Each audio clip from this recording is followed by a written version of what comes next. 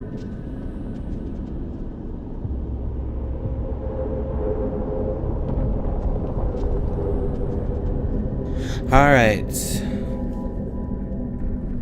Wanted to get things, make sure they were mostly perfect. Had some issues last time around. And yeah. So I didn't want to have no more issues. I mean, first my computer like flubbed up. My light fell down. I had to fix that. And then my download for my Narcosis went super fast, and then Steam just like chugged the last few seconds. It was scary.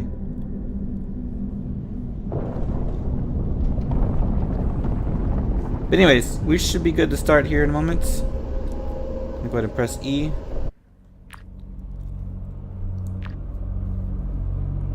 Alright, so this is where we are. Let's go ahead and continue. And we will see where we left off, right? Okay, so for those who aren't in the know, last time I left off, I had to go double check. We were Sorry, we were in this. can you repeat the question? Oh, I was hoping you'd talk about the moment when you realized that the ones you collided with were, in fact, the ones you were trying to save. It was horrible. I mean, the odds of us finding them in the first place were poor. I sure as hell didn't expect to run into them. I don't know. I mean, I never found out who was in the other half of the wreck. Not alive, anyway. uh-huh.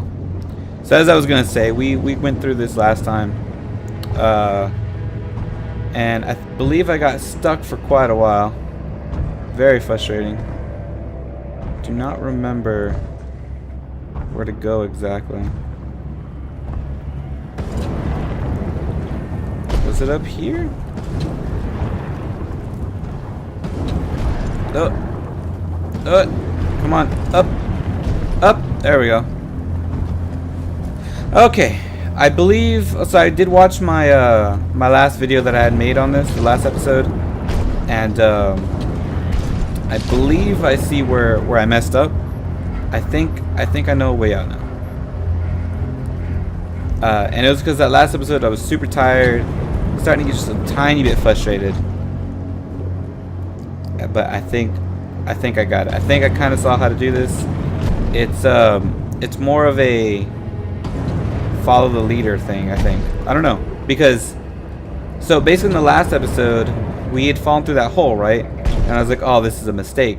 Well, if it was a mistake, I think we would have died right away, right? But what made me think more of a mistake was because we were trapped between two of those spider things. And I was like, oh no, we're trapped. What? There's nothing I can do now, right? However, there is things I can do. Speaking of, is it me or is it super dark down here? Like darker than normal. Hold on. Settings, graphics. Oh gosh, okay. High. Brightness, turn that up just a tad. Aliasing, that and that. Okay, apply. Looks much better. Okay, there we go. Don't squirt me, squid. Okay, yeah. So last time I fell, there was this spider though, and I gave up hope, ended up dying to the spider behind me when he started moving, and I was like, oh my goodness, he moved. I was like, but there's no way I can actually do anything, can I? Well, I think there is. Let me see. Where's the... So that's the guy behind me. I believe up here is where I want to go. How many flares do I have? I have 10. 66% oxygen. Perfect. That's exactly what I want. Not at all, by the way. Not at all. Okay. He's gone? Was he not right here? Oh, no. He's up the hill, isn't he? Yeah. There's where that punk is. Alright, so we just wait and see if he moves. But I gotta keep an eye on the other guy.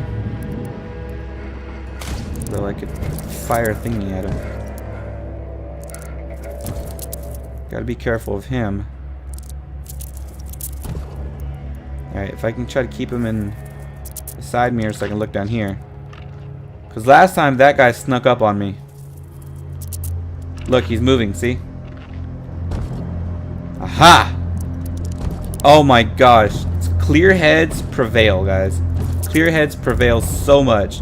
That's all it took. Last time I was so tired. I'd been up all day. It was one of those days where I got like 3 hours of sleep. Oh man. Clear heads prevail. Oh, keep going, buddy. Keep going.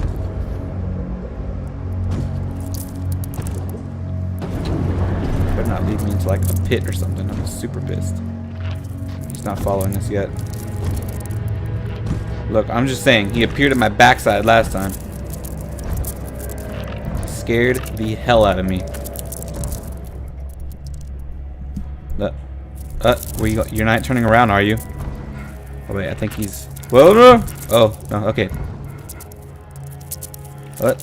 Okay, no, he's going right there. Okay, look, can I hug the wall? Fire a thingy at him.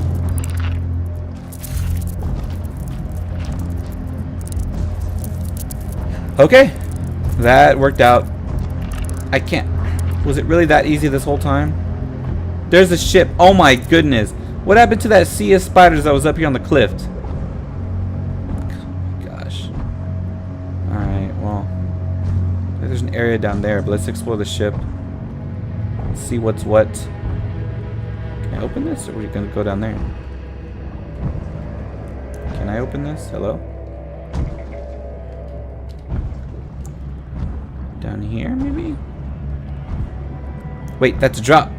We were talking about protocol. By your own admission, there are instances where you didn't follow procedure. There's your radio and Cora. Granted, this was unprecedented. But as you said, second-guessing puts lives at risk. Do you think the outcome might have been better if you'd just followed the rules? Well, it might. But there's no way to know that. Yeah. Yeah, lady. You try being down here. You see how scary this damn place is? Shoot. Ooh, hello. Oh, just more flares. That's not what I need. I need O2. Perfect. I was gonna say, can I have it back? I am totally terrified right now. There we go. Well, I found one of the... Ooh, they killed a crab on the way down. And some baby crabs. Oh, gosh. They're not going to come looking for revenge, are they?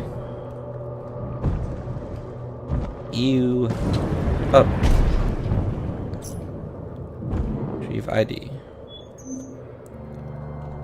Alright. Who do we got now? John Bernardo Calisto. Castillo. Beneath that weathered, easygoing exterior was a well-oiled machine. Firing on all cylinders. Firing on all cylinders, yeah. Serious business. Any of the four of us would... What? What? Rude! Rude! I'm reading stuff! Get out! Get off my face! What the F? I can't see. Hold on. Where did that son of a...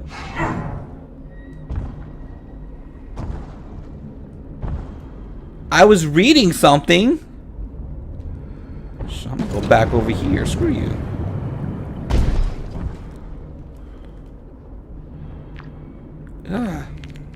Personnel. Where was he? Castillo. This guy, right? Any of the four of us would be considered first-in-class ADS operators, but JB's next level. He only really came alive when poured in out on a hike. Strolling side by side with JJ, swapping tall tales.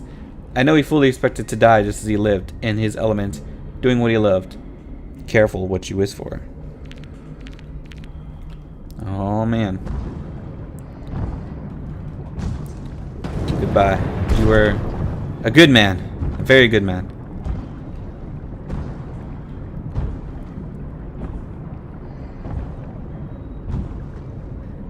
So you're lost and looking for some way out of all of this.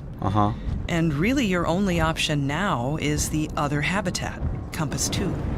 And what's most unsettling to me is you're in this dive suit. You call it a walking coffin. I can't even imagine what that takes. It takes everything. But when you're losing your strength and your senses, well, like I said, it helps you focus on what little's left. I mean, I'm just playing this game. Oh, hey, it's our buddy again. Whew. Was I scared without you, man? You here to lead the way again? I tell you, this place has been horrible. Thank God you came back.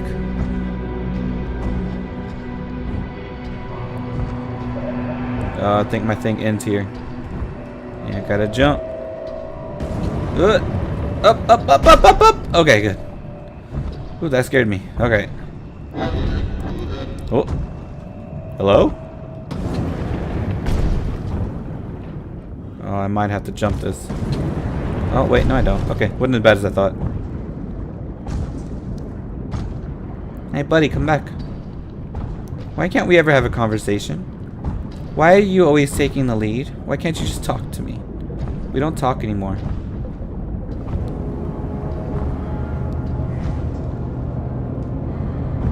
Leopold Valley.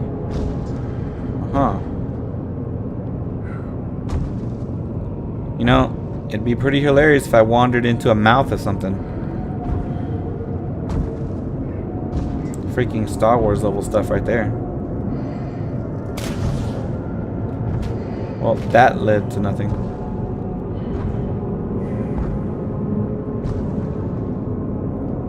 I'm starting to think this all leads to nothing.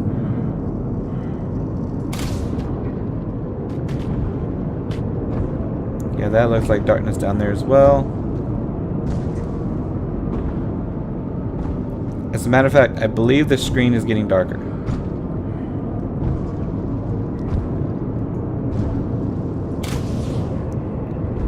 Well, we might as well take the plunge. Alright. Down is bad. Let's try going up. To the left. Okay, we went left. Let's try going right. What a pretty bike. What a pretty bike.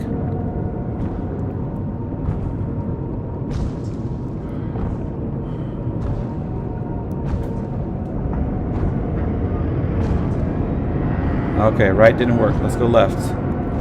I bet you there's going to be a third one, and it's going to be go backwards.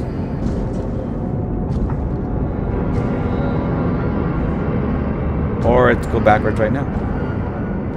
Or wait, I came from there, right? Let's try up here. Maybe this is the way out.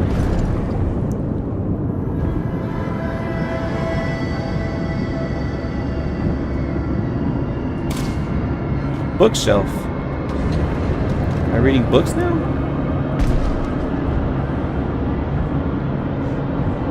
The darkness is creeping in on me.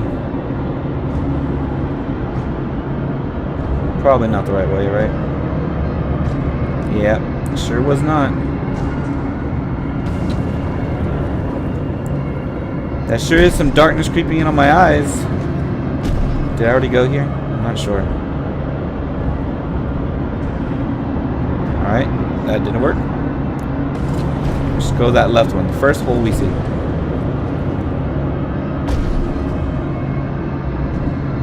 Nope, that didn't work either. Alright, try the right side. This music is creeping me out. Alright, just hurry up. Go, go, go, go, go. Get out of here. Get out of here. Oh my gosh, try backwards. So look, I've played video games. Nope, that sure didn't work. Alright, that first left hole didn't work. Let's try that second one. Or did I already try this one? I think I actually already tried that one.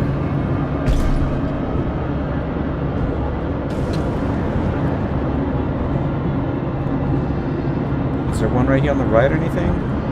Gosh, I can't see crap. It's all consuming darkness.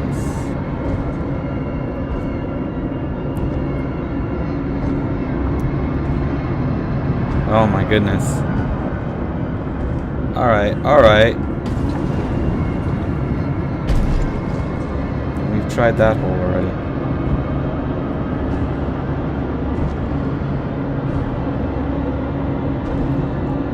I bet you it's gonna be something like a hole in the middle, like this. Right? It's gotta be this one. It's gotta be this one. Bingo. What is this? A bedpost? Why is there a bedpost in the ocean? What the F? Hello? Someone's at the front desk. Oh, it's a clock. I'm late for a very important date.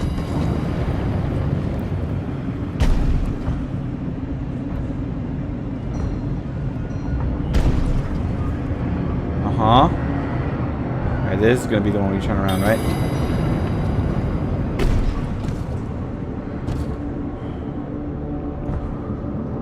Yep. I told you that was gonna eventually happen. Or is it? Because Even setting that aside, so much about your ordeal is almost beyond most people's comprehension. Were you ready for this? Or were you lucky? No. No luck. You mentioned possibilities. Does a part of you wonder where you'd be if you'd never gone down there in the first place? Not really. I mean, that kind of thinking won't get you anywhere.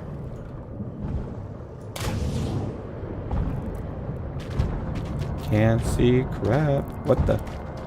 I hear spider.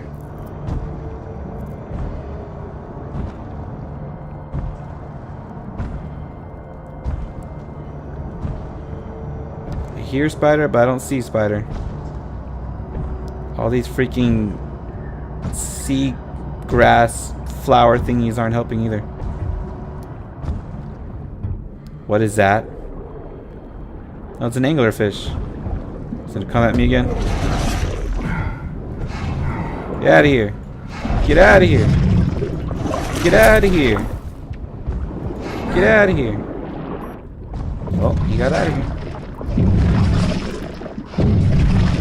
Now you're stuck in the wall. Can I go down here? This looks like a place I would need to go.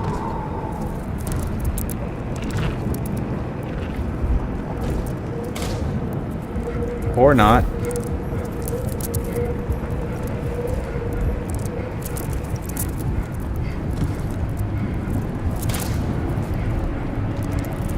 Oh, that was the last of my flares.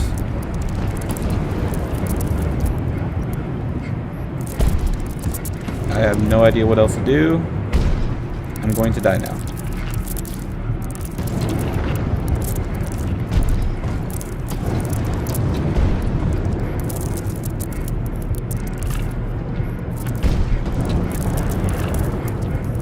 Oh gosh. I don't even know if this is the right way. The last day of 3rd grade. Oh my God, it was. Drive down to the dock. She points at her watch, tells me, close your eyes. She puts her hand on my chest, says, 10 seconds. And then I'm falling. What? Wait, what? That was a little cryptic. I'm gonna drown. I mean, I'm sure of it. She's shouting, not to interfere. 10 seconds later, her hand's on mine, pulling me up. The next day we go again. Only now it's 15. I'm up all night, watching the clock, trying to count 20 on the dot. I knew so long as I, hold out. 40 seconds, 45, she'd come. And one day she didn't. My first thoughts, maybe I messed up the count. My second thoughts, I'm on my own. I open my eyes and the sun's behind her. But I know that shape, it's familiar. Arms crossed, staring down at me.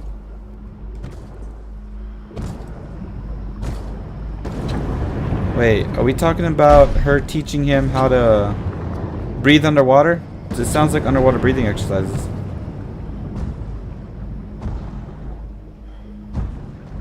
I found someplace.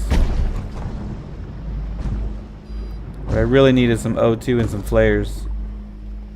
Toxic waste. Great. Wait, is that a place? Those flares. O2. O2. Wait. Anyway, by the time I climb onto the dock, she's already home. What the F? Who's she? Because it sounds like a mother teaching her son how to breathe underwater for long periods of time. But now it... Maybe it was a trainer? His wife? 6 flares. 10. Okay, good. Jellyfish. Oh, hello, Mama. Certainly did not kill any of your babies. Gas, one of the most potent. Other industrial disasters may have been more severe, but Oceanova was groundbreaking, like you said. It could be years before we know all the consequences. We might never understand the ecological impact. It was very expensive, and 19 people died. Like it or not, you're the human face of all this. So what do you say to your critics? I believe in what we were doing. But was it worth the cost? I don't think any of us knew the cost. That's not a fair question.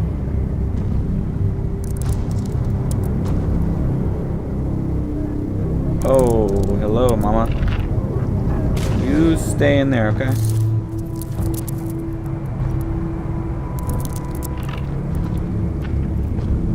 Can I, like, crush her or something?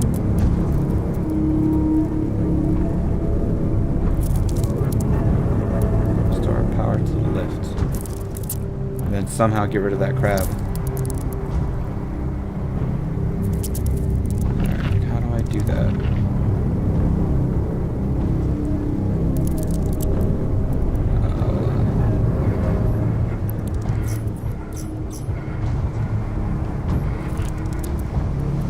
No ID detected. Interesting.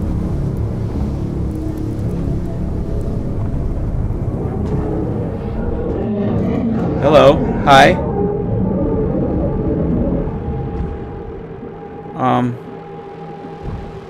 Hello?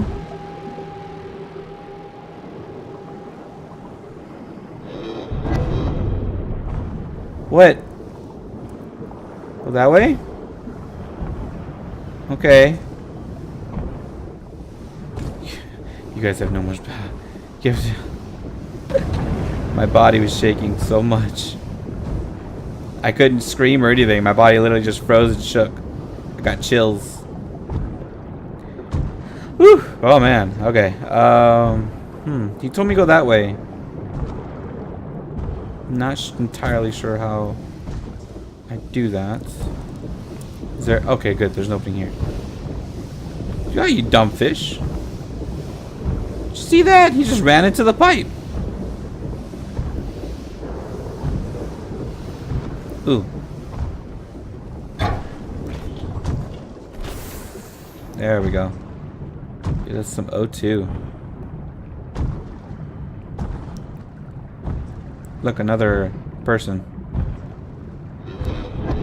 Is he gonna get up and say hi also?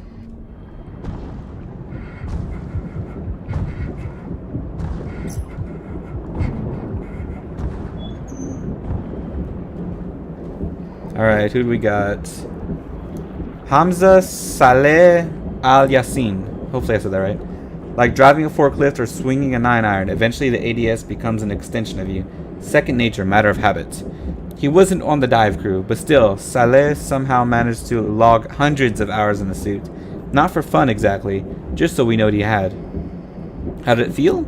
Systems shutting down around him, one by one. And which was worse? Slow death from a wound he couldn't see? Or betrayal by the tool which he thought he'd bonded? And this thing is super depressing. The twist, your character's dead the whole time. Now where do I go? Huh? Huh? You gonna tell me where to go? Hello? Where am I going? Oh gosh. What do I look like, Mario to you?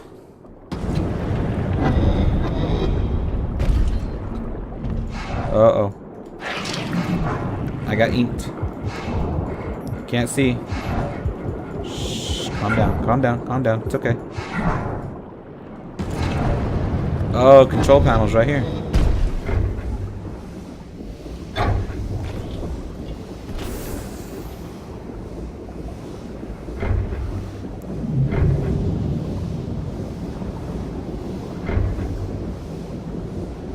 Interesting.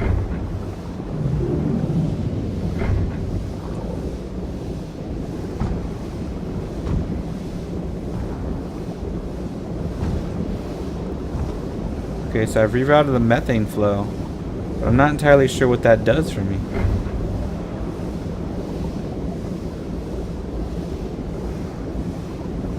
Is it just a matter of me being able to hop over there? Because if it is, then I guess I kind of get it. That doesn't work because, yeah, it blocks off my jumping right there. This will let me jump over there. But then I can't jump across, though. I think this is my best method. If this is really what we're doing. Still not entirely convinced. But I will give it the old college try, right? Right. Jump, jump, jump, jump, jump. Ooh, careful, careful, careful. Okay. Over here. Jump. There we go. Careful. Jump. Careful, careful. Doing good, doing good.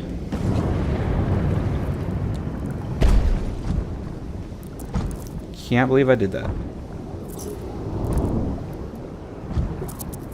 I got Castillo's key card. More toxic waste. Another O2 can. I don't necessarily need it, but might as well take it. I don't see why I would come back up here, honestly. Okay, now what do I do? There's another O2 can down there if I need it. It says restore power, right? So did I need to restore power with the key card to this little machine over here? Does it get easier answering all the same questions? You know, people ask all kinds of questions. What they ask says a lot about their character, especially when it comes to casualties.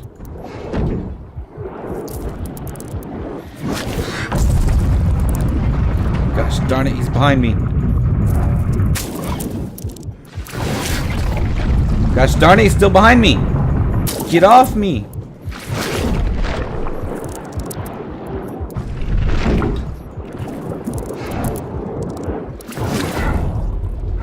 Got him. Jeez. You know what? I'm gonna go ahead and get another O2 thing. I feel like I deserve it right now.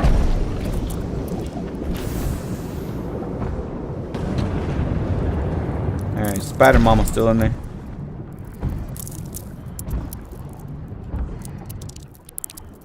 No, I still need to restore power. I just need the key card to restore power, right? So where do I restore power from? I assumed it was this, but apparently I'm wrong. Alright, we probably need to go back over there.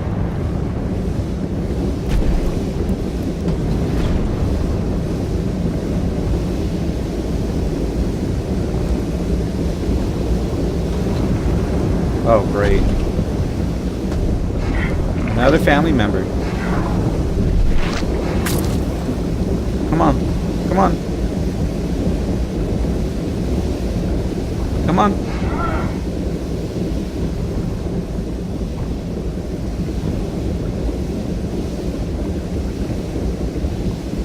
And he's gone. Holy crap, he really is gone.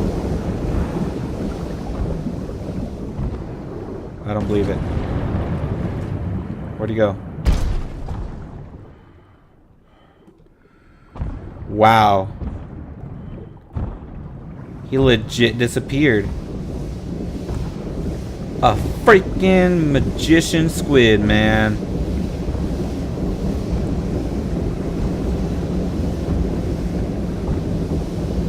Well, I got the key card.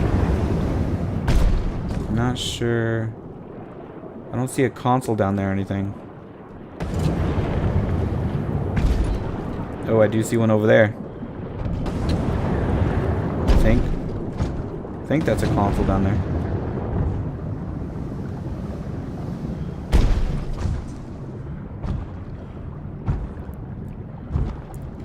Oh, activate generator. 100 volts. Oh, I need 110 volts. I see. Well, that's 110. Oh, no, that's just displaying how much I have. So how much do I need? Does it say here? Anywhere?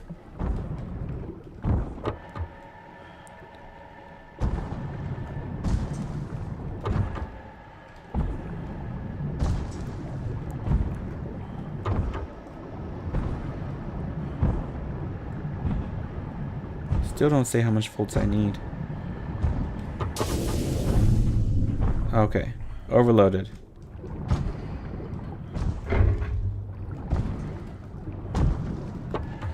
So how much... I had 2 of these, right? That's 3. 4 is probably going to be too much. There we go. Mathematical deduction.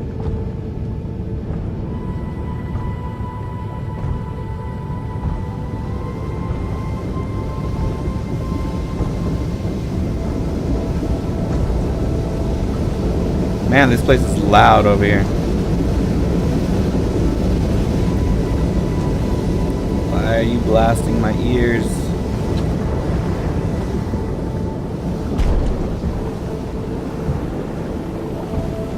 Is Spider Mama gone yet? Nope, she's still being there. Just chilling, it looks like, too.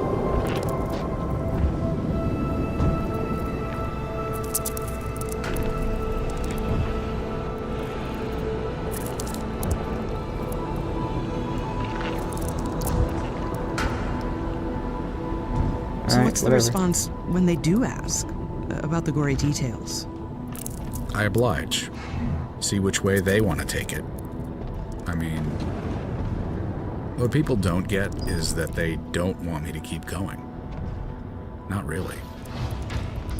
There's only so much blood and guts people can take before they lose their appetite. Oh. Everyone has their limits. Yeah, mine was a couple hours ago. Why was your heart rate elevated? It's just flickering lights. Calm down. Haven't you watched horror movies growing up? Happens all the time. That's probably why you're horrified. Our green man. Ah! He was gonna give us a high five. It's one of those things where I keep turning. Turn, turn, turn. Now what? Oh, hi, buddy.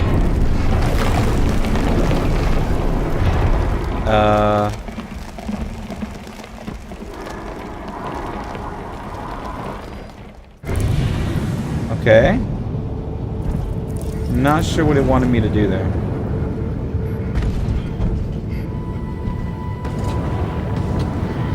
%39 oxygen. That's great. Yeah, he just wanted to say hi.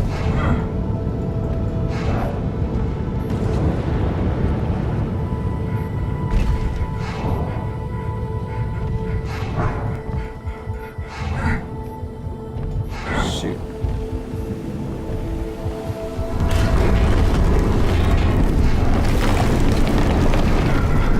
Whoa.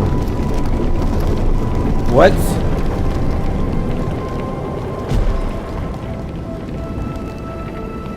didn't even realize this was a thing, but okay.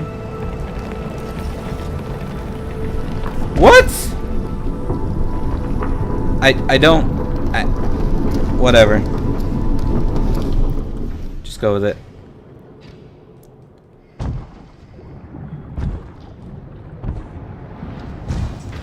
Alright, what creepy thing is in here?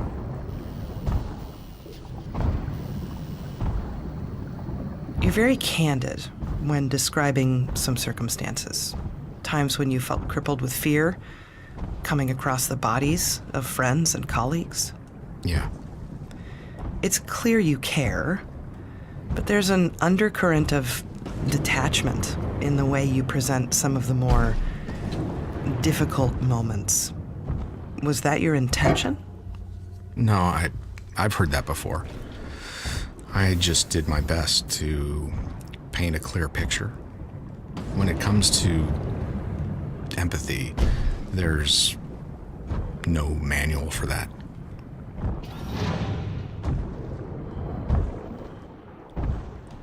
Yeah, I mean, imagine going through something like this, because as much as you could play it off as a game, stuff like this can actually happen.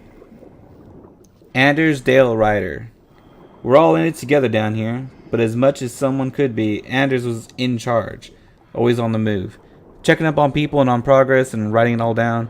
I found him in the hallway overlooking the meadow. Did he drown? Maybe methane exposure? What's the matter? Who can say? Either way, everything around here just feels off. Whoa, personal update. What?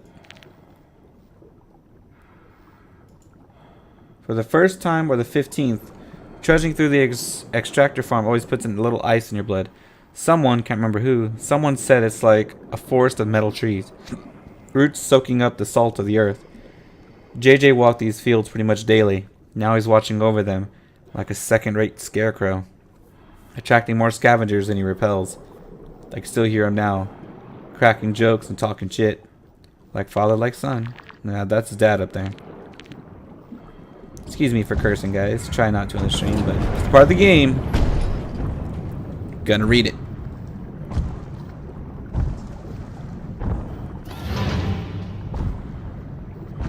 Is this where I find like some kind of crab thing on the monitor there?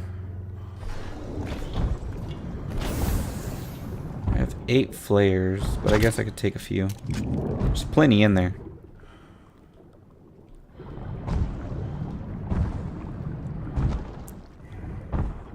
Alright. Anything here? Methane pipe. I was waiting to see if that suit would move or something.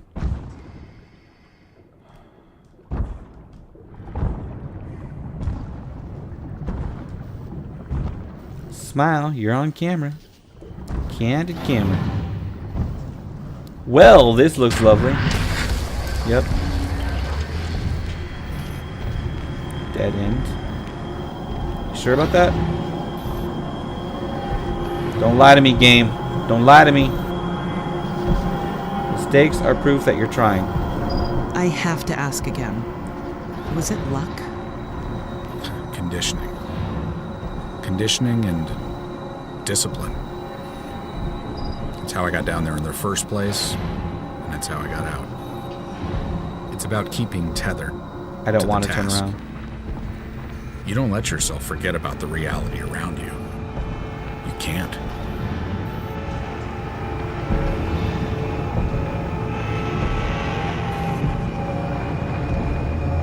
Whew, I thought something was gonna like show up. Don't know how much O2 I have. Don't care. Backtrack. First course. Alright, trying to listen to the thing. Dead end. Deja vu. Redux?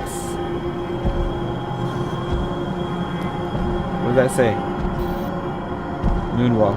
Oh.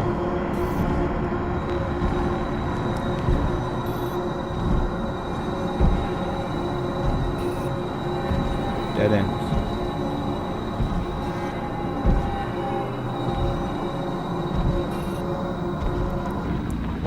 said moonwalk though. I moonwalked. I can't see anymore.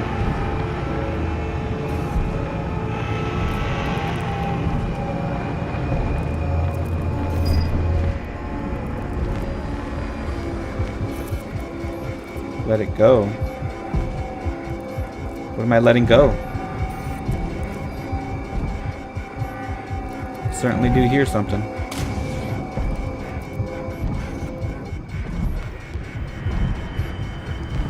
%3 O2 remaining. It says let it go though. So I assume that's what it means, right? Let the O2 go?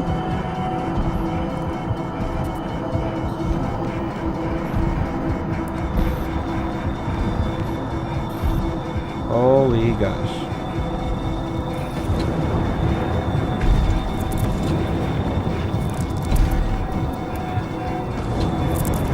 I don't even know what's going on now.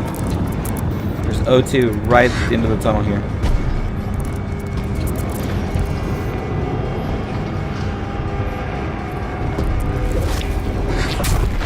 Stupid squid.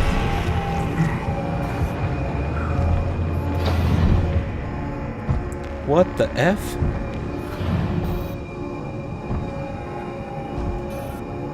And 97%. What did it say? Key.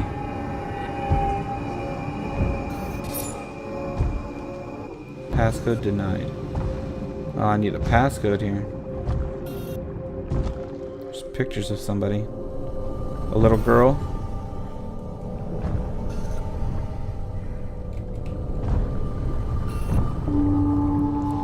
Three.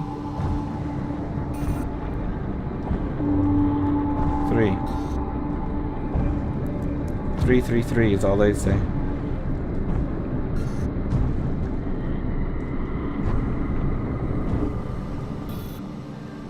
Yeah, I just realized that's a head and a hand. That is terrifying. Just don't look. Oh my gosh, just don't look. Ooh, my stomach is dropping. Don't look. Ooh, that's her feet. This is some lady. At 78%. Might as well get a refill.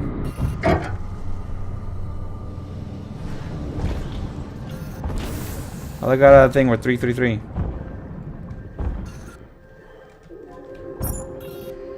It says 333. What the F?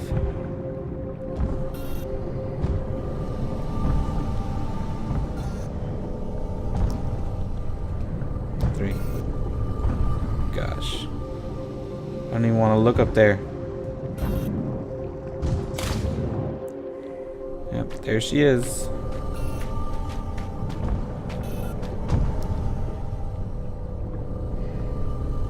%91 left. When things go wrong, don't go with them. Someone's family.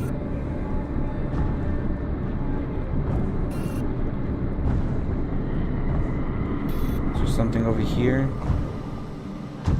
3. Yeah, we have 3. I get that.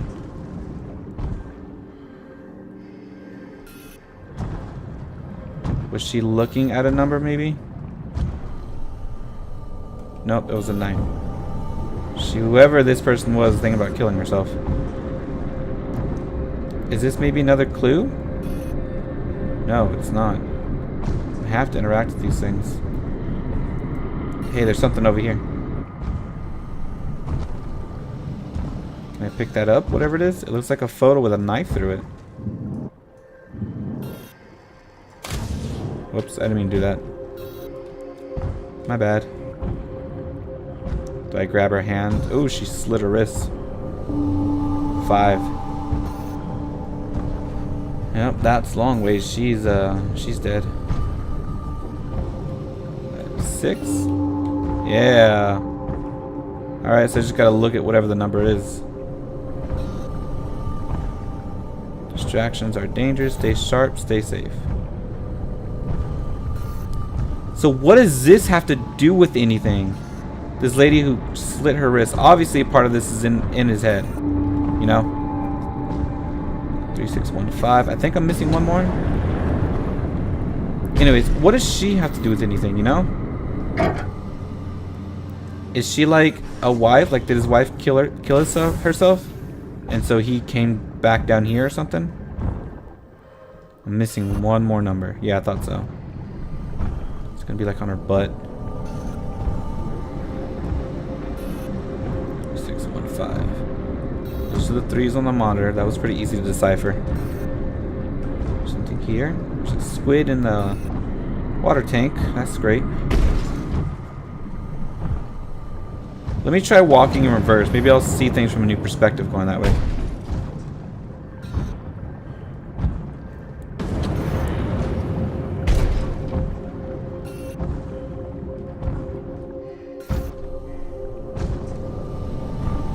Certainly wouldn't have seen the 5 if I didn't.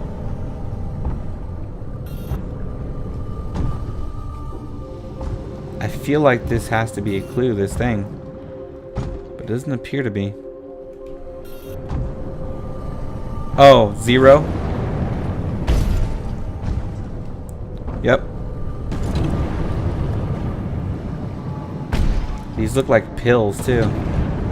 I feel like there's a backstory here. Like, whoever this is, I think not only should she take a bunch of pills, but she slit her wrist, it looks like, too.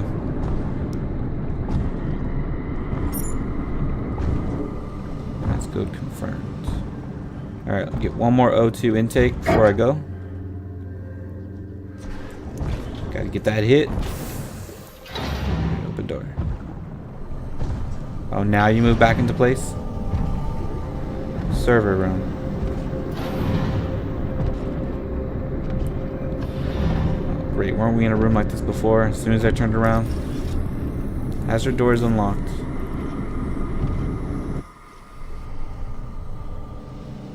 No one, huh? You saw terrible things.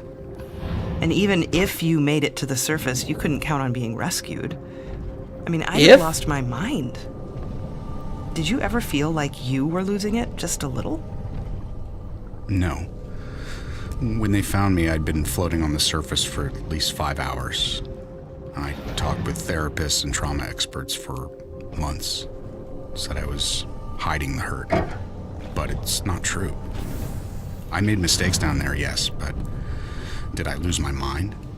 No. No way. Wait, what? Hiding who? What? Who is this person? Halima Okeni. Okeni? I hope I said that right. The first female rig manager I've met, maybe the best.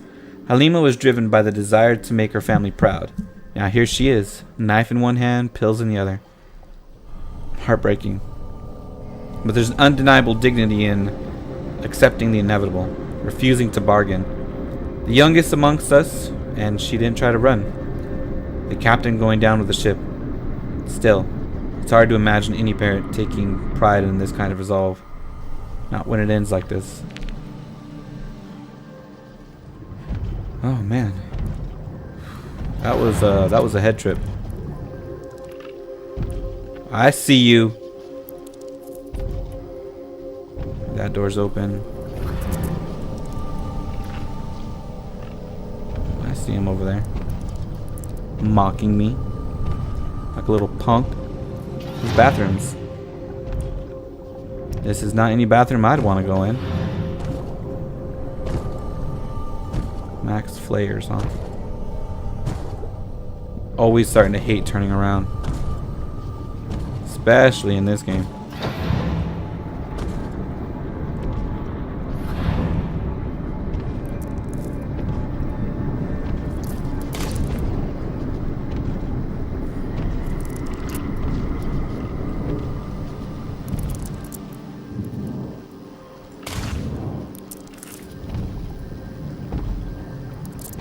Open this door? No. That window's open. That kind of terrifies me.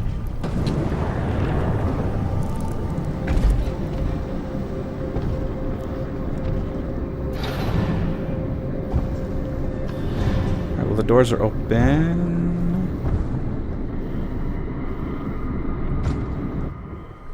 Because that's not terrifying.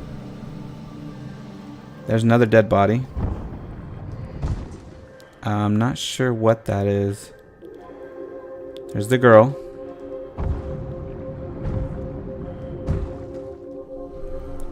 And stuff. Great. This is a perfect game to play before you go to bed, right?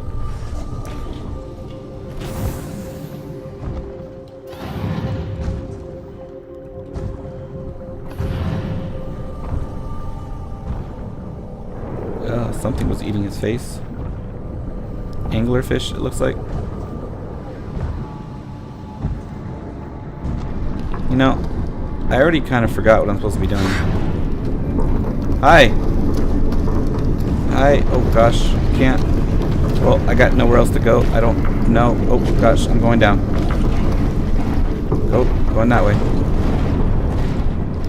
Going this way. Keep going. Gosh, keep going, keep going, keep going. You're okay, you're okay, you're okay.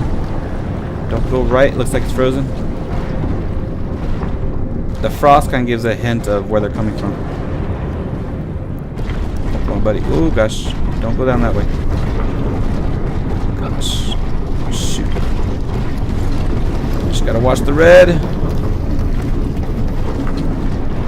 Alright, red ahead and red to the right. And to the left. Go ahead. Straight. Go straight. Nope. Left. Over there. To the right. Nope. I'm trapped.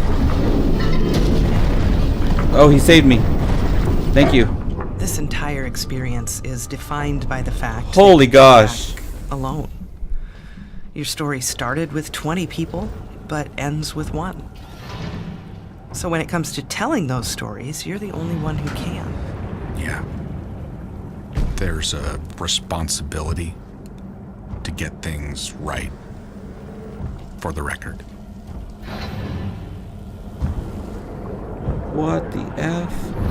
This is what I saw on the monitor. Oh gosh.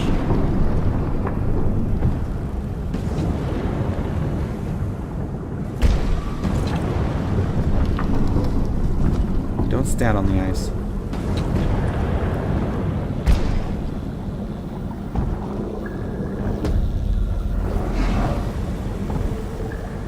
That's right. GTFO. Gosh, darn it. Get off me. Gosh, get off my face.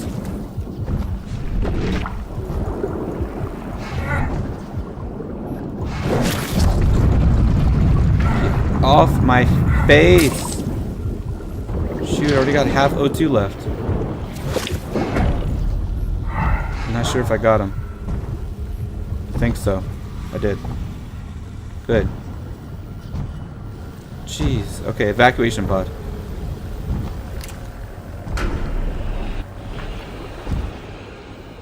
Rude freaking squid. Okay. My heart is pounding a mile a minute here.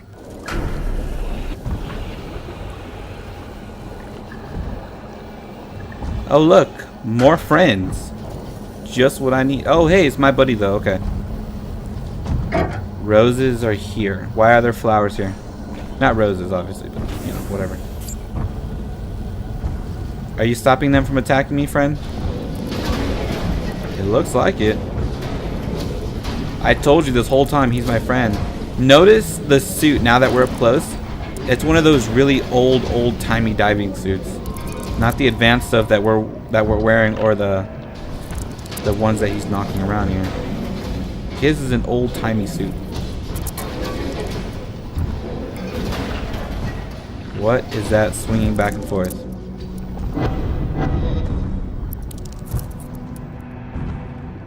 That is not what I think it is.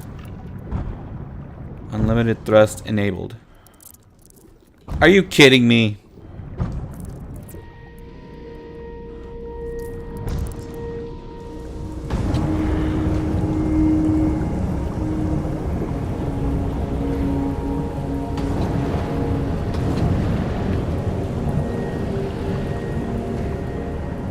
I assume I'm trying to avoid the lights. It's gonna be super difficult though.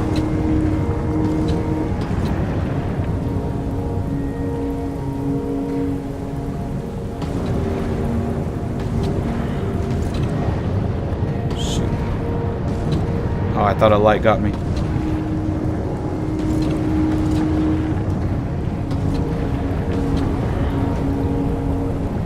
Up. Go to the right. I think I'm good.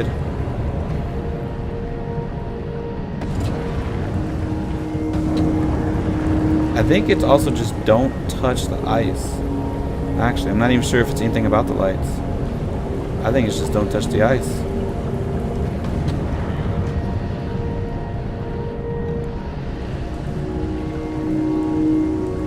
Yeah, nothing to do with the lights. It's just don't touch the ice.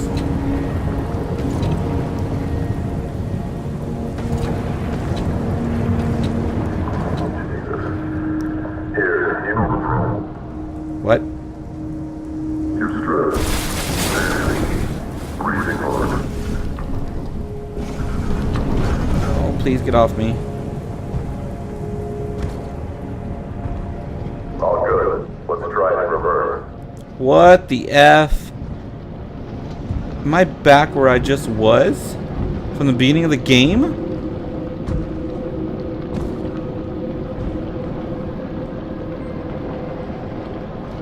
Welcome back, my friend.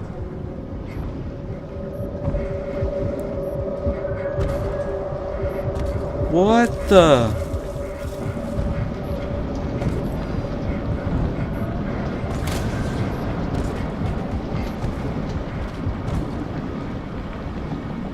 Rest in peace, Russ. Hey. You alright? Come on, let's get back to the house.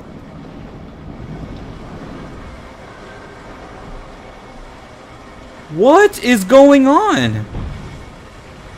Hello? What the f-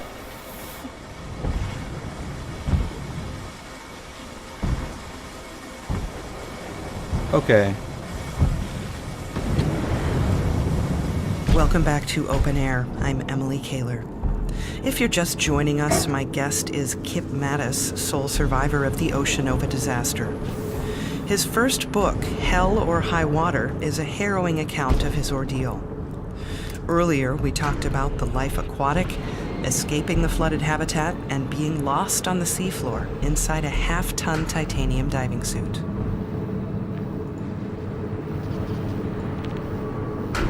I don't know if this is the right way or not.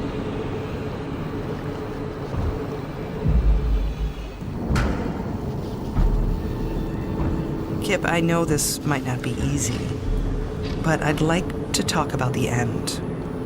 Can you read that for us? Yeah. The list is getting shorter. The hatch opens with its usual reluctance, flooding the room with light. The pod is there.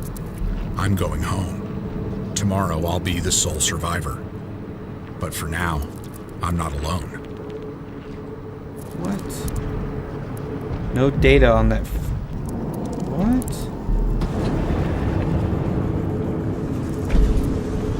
How did you feel when you figured it out? At that point, and that close, I was running on fear.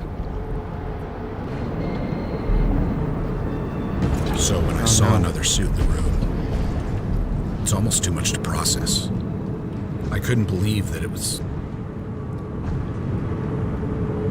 Oh my god, are you kidding me? The person talking is that guy in the suit. Virgil? Is that you? Virgil made it. Just like me. How did you get? I thought everyone was... Only I'm locked inside the pod and he's locked out.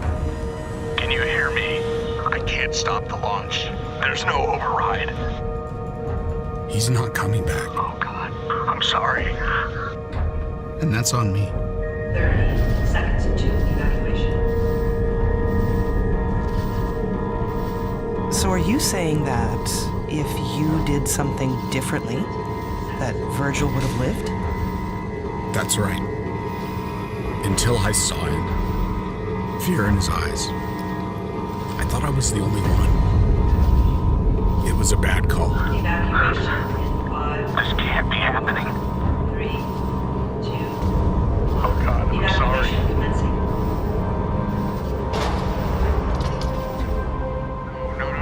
No.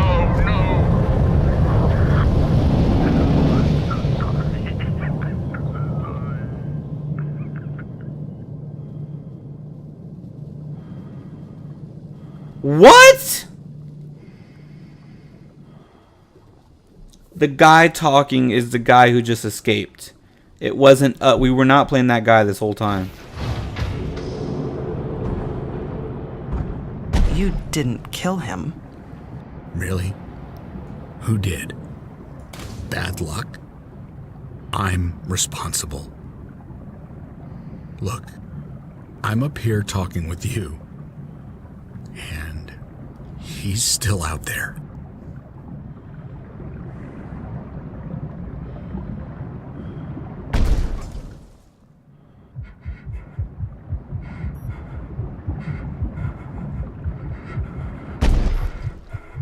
Lead me to the promised land, buddy.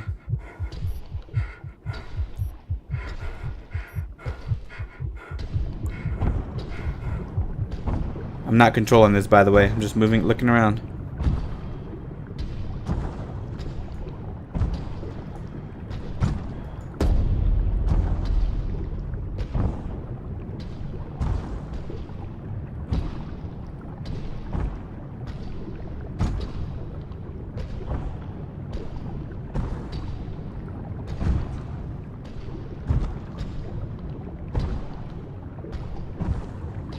Oh, our suit.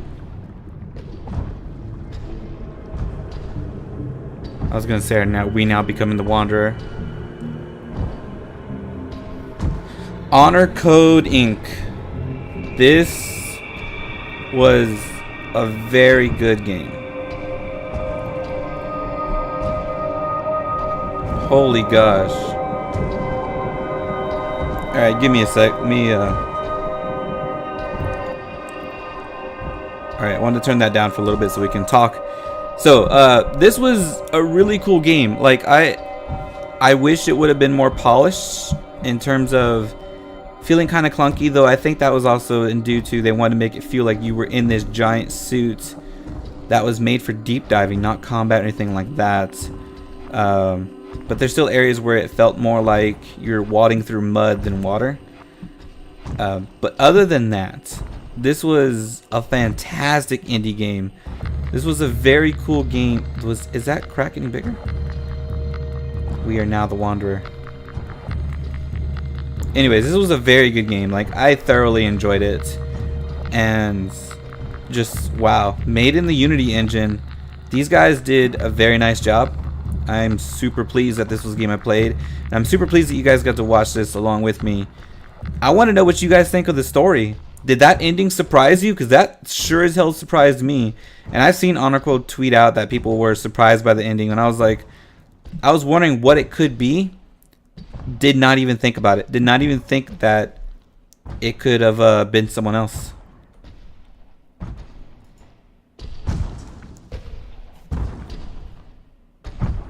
Forever Kip, wandering. it's been more than a year since all this happened. You wrote a book and told your story. Are you ready to be done? Yeah. It's time to move on. Get myself working again. Kip Mattis, thank you so much for spending time with me today. Thanks for having me, Emily. Man, I want to clap if it wouldn't burst your ears, guys, on my microphone. Good job, Honor Code. Open air unlocked. Oh, is that like without the O2 constraints you can explore? That's pretty cool. Sophie, Virgil Fally, grandfather's diving career ended before I was born. But even though I knew those stories by heart before learning to read or write, I have just two memories of him in water. And first, I'm old enough to walk, but just learning to ride. We stop at a picnic in a scarlet field. A small pond catches my eye, and then I'm falling. I'm going to drown, I'm sure of it. 2 seconds later, his hand's on mine, pulling me up. The next day, I start to learn to swim. And Kipling Matthias, the guy who escaped. Kipling was born in 1980 in Lompoc, California. He graduated from California Polytechnic State University in 2002 with Bachelor's of Applied Science degrees in Computer and Mechanical Engineering. Before joining the Oceaniva Initiative, he worked on numerous energy research and engineering projects. Mr. Matthias currently lives in Berck-sur-Mer on the coast of France. Hell or High Water, Surviving Ocean Nova is his first book. Open Air. From KQDB in Minneapolis, Open Air is the award-winning interview show delivering revealing one-on-one conversation with luminaries from the fields of art, literature, business and politics, science, technology, sports, and entertainment. Hosted by Emily Colher, the weekday program is one of the longest-running, most popular shows on public national radio. From KQDB in Minneapolis, I'm Emily Kaler. This is Open Air. The Oceanova project captured the global imagination when announced in 2016. 3 years later, a small crew of miners and researchers made their home more than 1,000 miles from shore, 2 miles beneath the sea. On February 2nd of last year, the $2 billion installation was battered by shock waves resulting from an undersea earthquake. My guest, Kip Mattis, was on site as an engineer when the habitat, Compass 1, began to take on water. He escaped with 2 colleagues, eventually finding himself alone on the seafloor in a high-tech dive suit. He endured 6 terrifying hours before reaching the surface and rescue. He was the sole survivor. His account of that day, Hell or High Water, was released last week to critical acclaim. Our reviewer calls it a haunting and poignant high point in the tradition of timeless, true-life survival stories. Kip Mattis, welcome to Open Air. Hello, Emily. Thank you for having me. There are so many incredible moments in the book, but it's hard to put those in perspective without setting the scene. So before we begin, could you talk a little about Oceanova and what it meant to you? Oceanova was once in a lifetime. They're breaking new ground, making something meaningful. Mining methane hydrate frozen beneath the seabed. There's alternatives, but none so plentiful. It's clean and safe. I couldn't say no. Okay, before we go any deeper, I'd like you to help me set the scene. Can you walk us through what happened, how it all began? Sure. I guess I'll start at the beginning. 10:02, February 2nd. We were 50 miles from the epicenter. But an 8 on the Richter scale makes that kind of distance irrelevant. The shockwaves hit 6 minutes later, striking the south face of the hab first and hardest. 27 minutes in, with that kind of concussive force, even the sealed modules were compromised. After that came the ocean. By 10:33, only safe havens in a sub or one of the suits. There's a passage where you describe turning inward for guidance, and it feels important. Would you mind reading that for us? Check your gear, trust your training. It's one of the first things you learn. But the second they fail, you fall back on what you know best. For me, it's the list. This time, it wrote itself. Keep breathing, find others, and get the hell out. That's Kip Mattis reading from Hell or High Water. Now, I think it's safe to say that this book, your experience, is... well, it's about pressure, isn't it? When it's all bearing down on so many levels, it's got to be managed. You can't shake the pressure. Just make your peace with it. Don't let it take the wheel. There were 2 habitats, one of which was Compass 1, your home, but it was also an established rendezvous point in case of emergencies. Was there any precedent you could look to for guidance? Yes. I mean, there's protocol for everything. Has to be. Second guessing puts lives at risk, so it's best to stick to procedure, step by step. So with an all-hands call, you head straight for Compass 1. Try and reach surface from comms. Do you remember a certain point where the scales tipped? Where you're like, okay, this is even worse than I thought? And I think it was hardest when I eventually got back to Compass 2. I mean, you're holding out for hope that someone else had survived. And from the outside, the structure seemed intact. So I figured whoever's inside might, well, maybe it's okay. We ran all kinds of drills, and you believe you know what to expect. But once I got inside, where it's familiar and you should feel safe, even though I had to, those first few steps weren't easy. All right, so that came out of nowhere. I didn't expect it to be long. So quick last thoughts. Fantastic indie game, fantastic horror game for an indie game. I think I got my money's worth. This was a great game to play. I'm happy, and I hope Honor Code makes more games like this. This was stellar, especially being our Let's Play that we played after Diluvian, both underwater games. There was even that Diluvian reference in this game. That was great to see from Arachnid Games. So thanks for watching, everybody who's watching the stream. Thanks for watching if you're watching the VoD. I'm going to play the rest of these for you for anyone who wants to hear them and see them. I know I sure as hell am curious. But that's it for me as far as talking and explaining more on this. And I hope you guys enjoy streaming. If you guys want me to stream more Let's Plays so we can do these longer videos like this, where it's an hour and a half, 2 hours long like that, let me know. If you're okay with the 40-45 minutes uploaded gameplay where it's a little bit better quality, a lot better quality actually, but it's only once every few days or so, then let me know about that. But other than that, enjoy the rest of the audio logs, guys. I'm gonna tune out just so I can hear it along with you. But comment below again if you expected that ending. Man, that was so beautiful. As well as what you thought about this game, because I thought it was fantastic, and I sincerely do hope that Honor Code makes more of these. But let's get on to part 2. So as you said, after the earthquake, you didn't have any way of making contact with the surface. Well, I mean, it's hard to describe the state of devastation. And I tried in the book, but yeah, reaching the surface was off the table, physically or otherwise. So it's simple. Hitch a sub to Compass 2 and hope others did the same.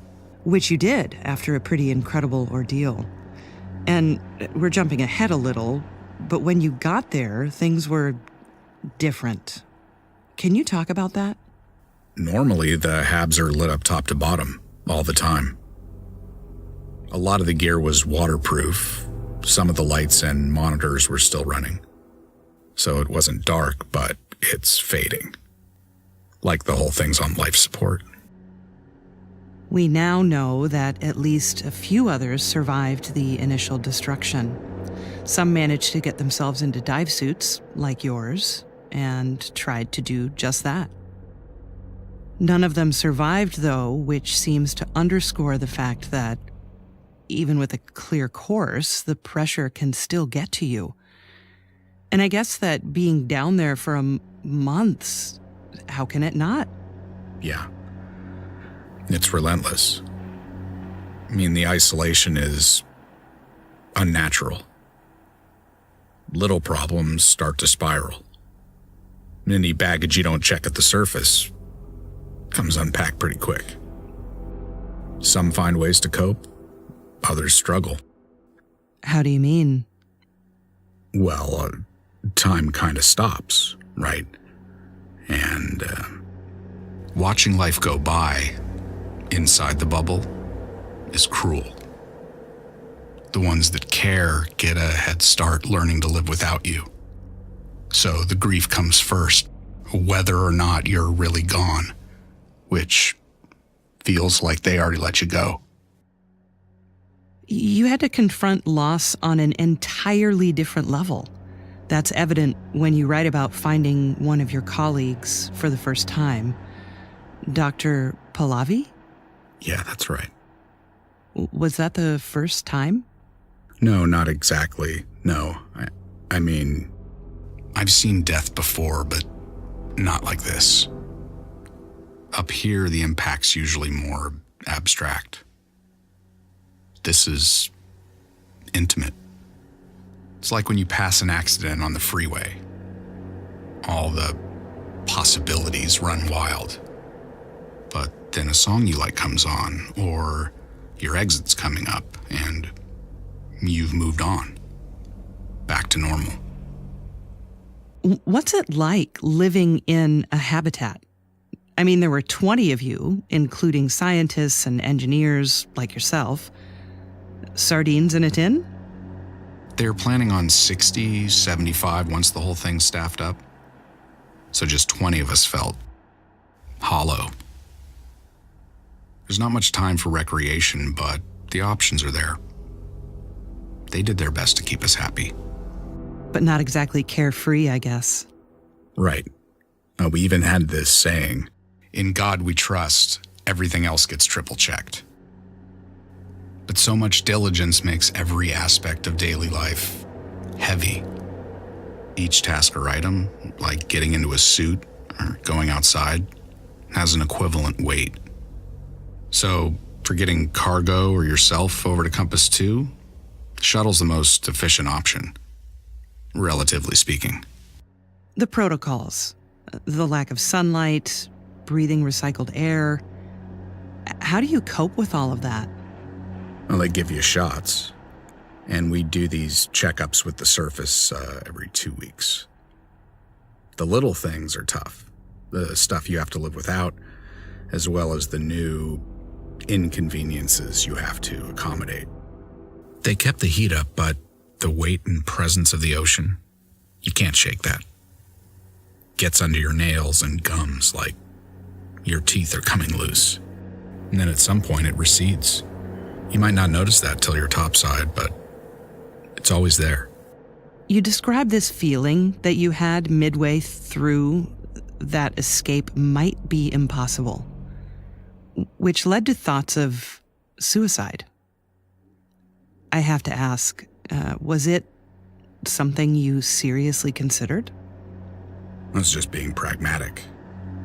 But thankfully, I never had to get serious. But as a last resort, I mean, the prospect of just wandering, wearing myself down, that's pretty grim. So, yeah. So I did. Thought about giving up. With that much time to think about nothing, just about anyone would. Thing is, the suit's designed to keep you safe, even from yourself. Makes it hard to take the easy way out. It's ironic that the suit, the one thing keeping you safe, it was like your tomb. It successfully kept you inches from death for hours. That's true. Regulators busted, hemorrhaging air, but I made it. I mean, the ADS is an incredible piece of technology. Mine took a lot of abuse. Tracks all this info about you, heartbeat, oxygen intake, biorhythms, everything but your odds of survival. Still, does it make it better knowing how bad things really are? The suit keeps out what you need to be afraid of. Only the fear's trapped in there with you, and it's thriving. So yeah, maybe you're safe and dry, but inside you're drowning. More with author and Oceanova survivor Kip Mattis after the break. Welcome back to Open Air. My guest today is Kip Mattis, sole survivor of the Oceanova disaster. He survived 6 breathless hours at the bottom of the sea. Kip, in the beginning, you weren't alone. You had some colleagues, J.B. Castillo and Dr. Cora Vanderoe. They actually started out together. You managed to board a sub and, well, I won't explain it all here, but at one point, you're all headed back to Compass 1 in search of other survivors. And then things go horribly wrong.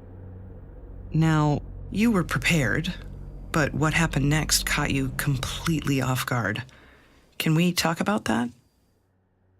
Sorry, can you repeat the question? I was hoping you'd talk about the moment when you realized that the ones you collided with were, in fact, the ones you were trying to save.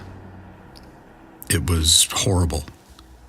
I mean, the odds of us finding them in the first place were poor. I sure as hell didn't expect to run into them. I don't know. I mean, I never found out who was in the other half of the wreck. Not alive, anyway. We were talking about protocol. By your own admission, there are instances where you didn't follow procedure. There's your radio and Cora. Granted, this was unprecedented. But as you said, second-guessing puts lives at risk. Do you think the outcome might have been better if you'd just followed the rules? Well, it might, but there's no way to know that. So you're lost and looking for some way out of all of this.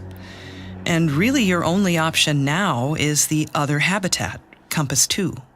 And what's most unsettling to me is you're in this dive suit. You call it a walking coffin. I can't even imagine what that takes. It takes everything. But when you're losing your strength and your senses, well, like I said, it helps you focus on what little's left. Even setting that aside, so much about your ordeal is almost beyond most people's comprehension. Were you ready for this? Or were you lucky? No luck. You mentioned possibilities. Does a part of you wonder where you'd be if you'd never gone down there in the first place? Not really. I mean, that kind of thinking won't get you anywhere. Was there ever any temptation to leave stuff out?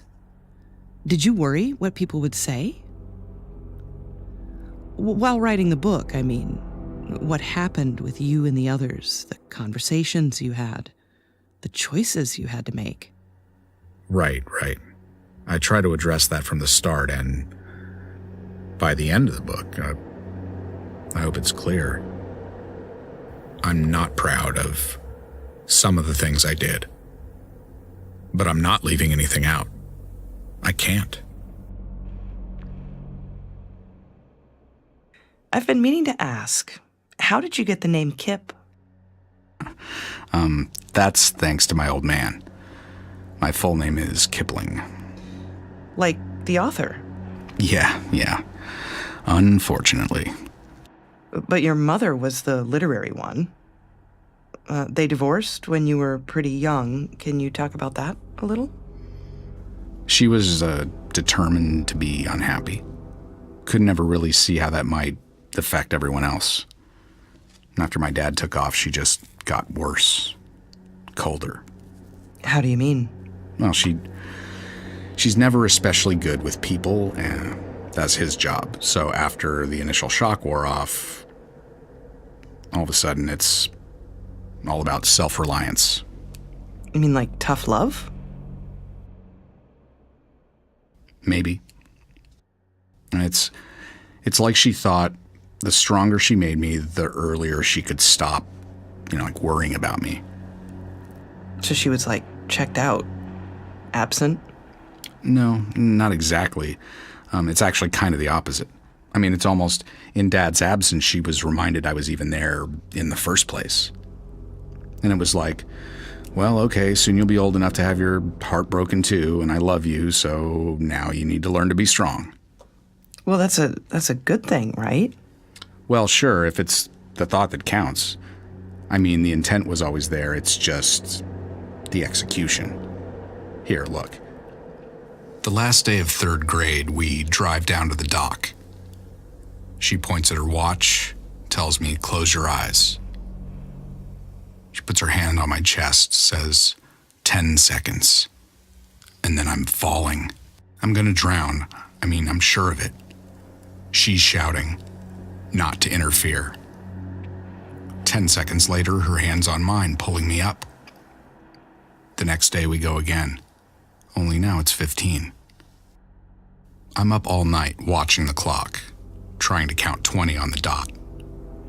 I knew so long as I hold out. 40 seconds, 45, she'd come. And one day she didn't. My first thoughts, maybe I messed up the count. My second thoughts, I'm on my own. I open my eyes and the sun's behind her. But I know that shape, it's familiar. Arms crossed, staring down at me.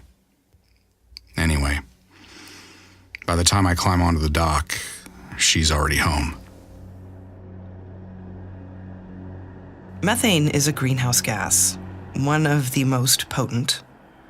Other industrial disasters may have been more severe, but Oceanova was groundbreaking, like you said. It could be years before we know all the consequences. We might never understand the ecological impact. It was very expensive, and 19 people died. Like it or not, you're the human face of all this. So what do you say to your critics? I believe in what we were doing. But was it worth the cost? I guess that's one thing that's hard to remember. For anyone who wasn't involved, I mean, is that you all dealt with danger on a daily basis. This was serious work. Yeah. Inside or out, the work is volatile. There's a lot of try and try again. You spend all this time getting things lined up, and then a pipe cracks and methane smoke's jetting out. Everything stops until it's patched up, which knocks things off course. You're an engineer. You're a problem solver. You value logic and precision. You talk a lot about times, distances, values, and yet there were some challenges you couldn't solve. Numbers are easy. It's people that are complex. Numbers bring things into focus. No gray areas to distract you from getting things into perspective. Does it get easier answering all the same questions? People ask all kinds of questions. What they ask says a lot about their character, especially when it comes to casualties. So what's the response when they do ask about the gory details? I oblige. See which way they want to take it. I mean, what people don't get is that they don't want me to keep going. Not really. There's only so much blood and guts people can take before they lose their appetite. Everyone has their limits.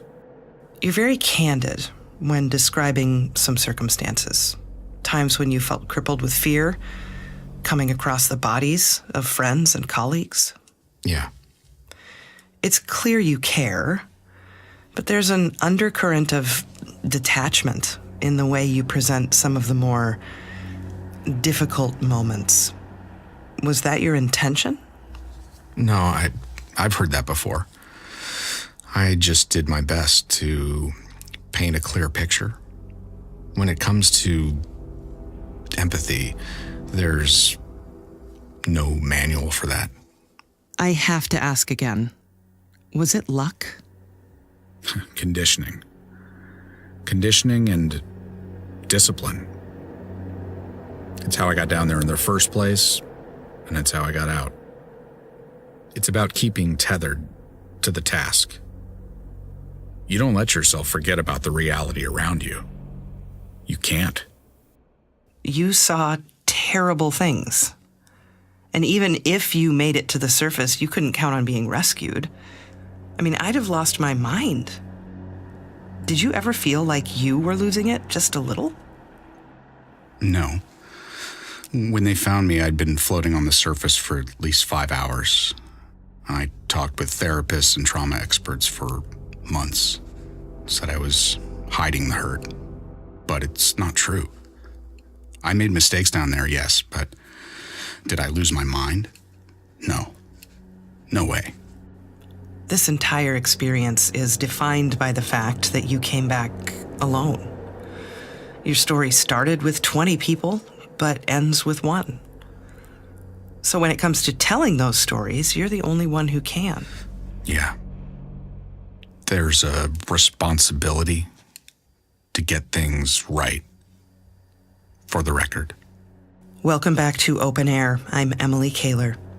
If you're just joining us, my guest is Kip Mattis, sole survivor of the Ocean Nova disaster. His first book, Hell or High Water, is a harrowing account of his ordeal. Earlier, we talked about the life aquatic, escaping the flooded habitat, and being lost on the seafloor inside a half-ton titanium diving suit. Kip, I know this might not be easy, but I'd like to talk about the end. Can you read that for us? Yeah. The list is getting shorter. The hatch opens with its usual reluctance, flooding the room with light. The pod is there. I'm going home. Tomorrow I'll be the sole survivor. But for now, I'm not alone. How did you feel when you figured it out? At that point, and that close, I was running on fear. So when I saw another suit in the room, it's almost too much to process. I couldn't believe that it was... Virgil made it. Just like me. Only I'm locked inside the pod and he's locked out. He's not coming back. And that's on me. So are you saying that if you did something differently, that Virgil would have lived? That's right. Until I saw him, fear in his eyes, I thought I was the only one. It was a bad call. You didn't kill him. Really? Who did? Bad luck? I'm responsible. Look, I'm up here talking with you, and he's still out there. Kip, it's been more than a year since all this happened. You wrote a book and told your story. Are you ready to be done? Yeah. It's time to move on. Get myself working again. Kip Mattis, thank you so much for spending time with me today. Thanks for having me, Emily.